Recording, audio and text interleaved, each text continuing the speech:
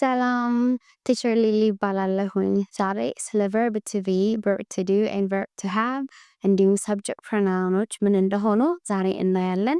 እስከ መጨረሻው ድረስ አብራችሁን ቆዩ።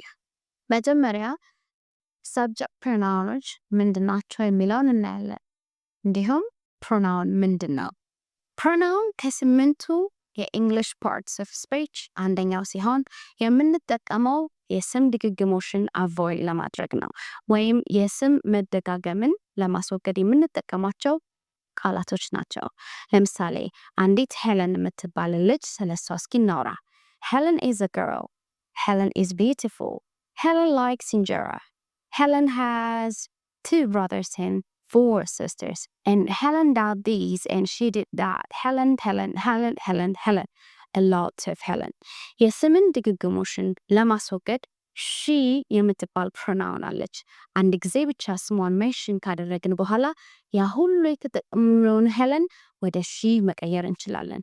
ታዲያ ይህንን ስም ድግግሞሽን አቮይድ ለማድረግ የምንጠቀማቸው words they are called pronouns። ስለዚህ አሁን ሂንቱን አግኝታችኋል እነማን እንደሆኑ like she, he, it, I, we, they and it።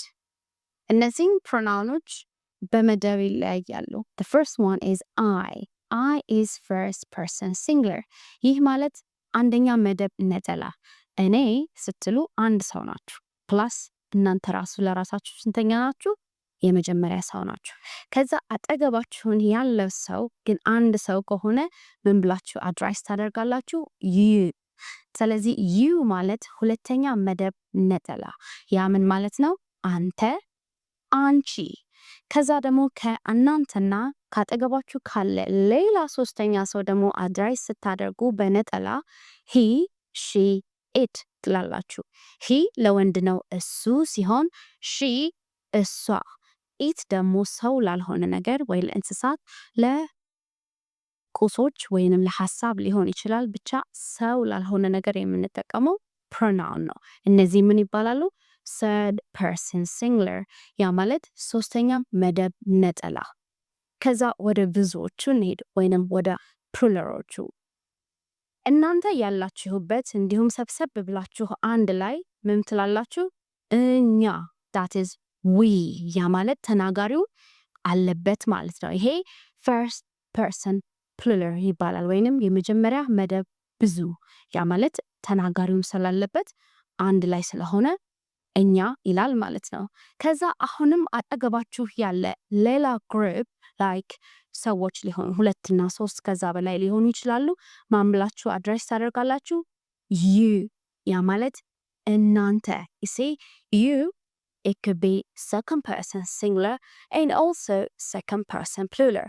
ያ ማለት ሁለተኛ መደብ ነጠላም ሁለተኛ መደብ ብዙም መሆን ይችላል you። and እናንተ እንዳላችሁ ናችሁ ሌላ ሶስተኛ ብዙ ሰዎችን ምን ብላችሁ አድሬስ ትደርጋላችሁ? እነሱ is they። okay they ሶስተኛ መደብ ብዙ ወይንም third person plural የምንላቸው ናቸው ማለት ነው። አሁን ወደ verb to be need verb to be means just መሆን፣ የመሆን ግስ ይባላሉ። like እኔ ነኝ፣ እሱ ነው፣ እሷ ናት፣ እነሱ ናቸው or እኛ ነን ስትሉ እንዴት እንላለን ነው። there are 3 verb to be's ለፕሬዘንት ወይንም ለአሁን ላይ የምንጠቀማቸው it is am, is and are። okay እነዚህ ከማን ጋር ይሄዳሉ ወይንም ከየትኛው subject pronoun ጋር ይሄዳሉ የሚለውን እኔ I ከam for example I am a teacher። okay you can say I am a student or I am beautiful that's possible።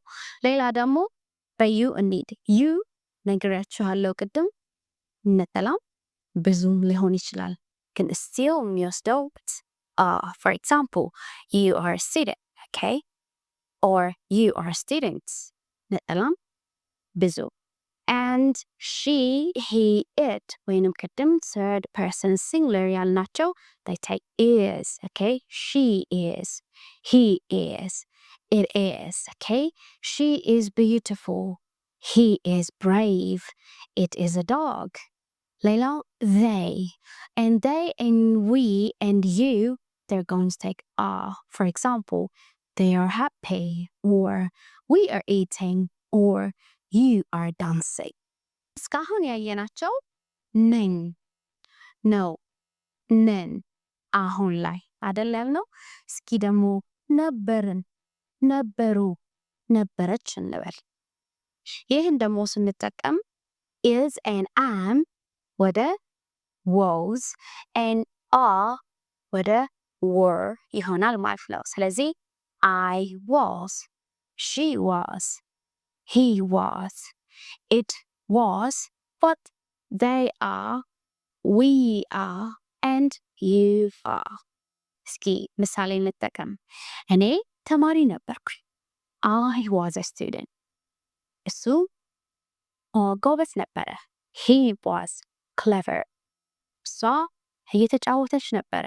She was playing football. Or we were እየበላን ነበረ። We were eating. አሁን እየበላን አይደለንም ማለት ነው። Or then እነሱ ምን እንበል?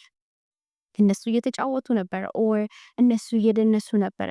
They were dancing. አሁን ደግሞ እንሆናለን፣ እሆናለሁ፣ ትሆናለች፣ ይሆናሉ።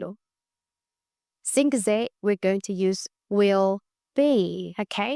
will be ይሄኛው ለሁሉም አንድ ነው። ለthird person singularም፣ ለpluralም፣ ለfirst personም፣ ለsecond personም you're going to use will be. ለሁሉም will be። ለምሳሌ ሀብታም እሆናለሁ። I will be rich. Okay? Or ይመጣሉ፣ ቶሎ ይመጣሉ. Or you can say they will be here soon. verb to do የምንለው ወይንም doን የምንጠቀመው actually you're not going to use to አንድ ላይ ከdo ጋር in a sentence ግን doን የምንጠቀመው for action ለምሳሌ ይሄን አረኩ ይሄን አረኩኝ ይሄን እያረኩ ነው kind of ማድረግ ስንፈልግ we can use do. But here also third person singularoቹ ተመሳሳይ አይሆኑም ከpluraloቹ ጋር. You can say I do, that's exceptional. አንድ ሰው ብንሆንም but she does, he does, and it does. But we do, they do, and you do. Okay? I do my homework. She does a house chore every day. Verb to have. verb to have የምንጠቀመው ብዙ ጊዜ ይሄ ነገር አለኝ just possession ይሄ የዚህ ነገር ባለቤት ነኝ ወይም ይሄ ነገር አለኝ ማለት ስንጠቀም we can use verb to have. እዚህ ጋም third person singularዎቹ ብዙ ጊዜ ይለዩና she has, he has, it has, but I have, we have, they have, and you have. For example, I have a car and she has two brothers. እስከ ቪዲዮ መጨረሻ ድረስ እዚህ ድረስ አብራችሁኝ ከቆያችሁ የእውነትም እንግሊዝኛችሁን ማዳበር ትፈልጋላችሁ። ስለዚህ ላይክ አድርጉ ቪዲዮውን ፕላስ ሰብስክራይብ አድርጉና የደውሉን ምልክት ተጫኑ።